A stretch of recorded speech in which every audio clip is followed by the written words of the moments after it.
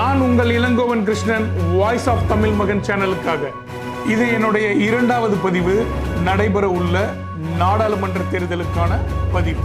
நம்மளுடைய ஒரே குறிக்கோள் என் வாக்கு என் உரிமை.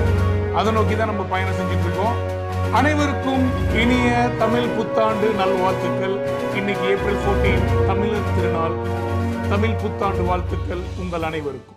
இன்னையிலிருந்து நம்மளுக்கு 5 நாள் தான் டைம் இருக்கு எலெக்ஷனுக்கு. ஏப்ரல் 19ஆம் தேதி எலெக்ஷன், இன்னைக்கு ஏப்ரல் 14. நம்ம எல்லாருக்கும் ஒரு கடமை இருக்கு. என்னது?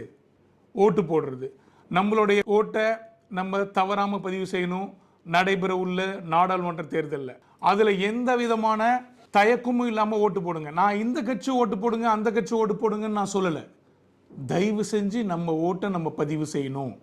அது எந்த கட்சியாக இருந்தாலும் பரவாயில்ல. நான் எந்த கட்சி சார்பாகவும் பேசலை, நான் நடுநிலையாக பேசுகிறேன்.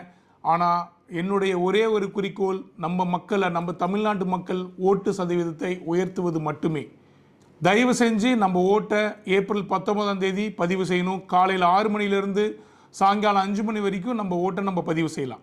அதாவது ஓவரால் தமிழ்நாட்டில் நடந்த சட்டமன்ற தேர்தலின் வாக்கு சதவீதம் 73.83. இந்த முறை நம்மளுடைய வாக்கு சதவீதம் 100% அப்படிங்கிறது இலக்கு. ஆனால் குறைஞ்சபட்சம் 95% வாக்குப்பதிவு நம்ம நடக்கணும். அதுக்காகத்தான் நான் இந்த பதிவை உங்களுக்கு போடுறேன். இப்போ உங்களுக்கு ஒரு முக்கியமான தகவலை சொல்ல போகிறேன். அந்த தகவல் என்னென்னா, 2021 எலெக்ஷனோட தகவலை மட்டும் சொல்கிறேன். 2021 சட்டமன்ற தேர்தலில் நம்மளோட 73.83% வாக்கு சதவீதத்தில் டிஸ்ட்ரிக்ட் வைஸ் நம்மளுடைய பர்சன்டேஜ் பார்த்தீங்கன்னா, கரூர், அரியலூர், தருமபுரி, கள்ளக்குறிச்சி, சேலம், நாமக்கல், பெரம்பலூர், திருவண்ணாமலை, விழுப்புரம், ராணிப்பேட் அண்ட் கிருஷ்ணகிரி, இந்த மாவட்டங்கள் மட்டும்தான் 80%, அதாவது 75%க்கு மேலே ஓட்டு பண்ணியிருக்காங்க. இதுக்கு கீழே வர சதவீதம் எல்லாமே அடுத்த மாவட்டங்கள்லாம் வருது. ரொம்ப குறைந்த சதவீதம் ஓட்டு பதிவாயிருக்கிறது சென்னை மாவட்டம் தான்.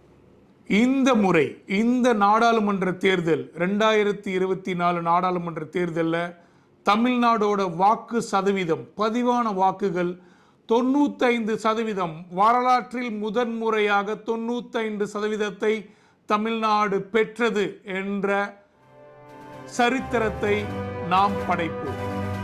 நம்மளால முடியும். கண்டிப்பா சப்போர்ட் பண்ணுங்க. நன்றி.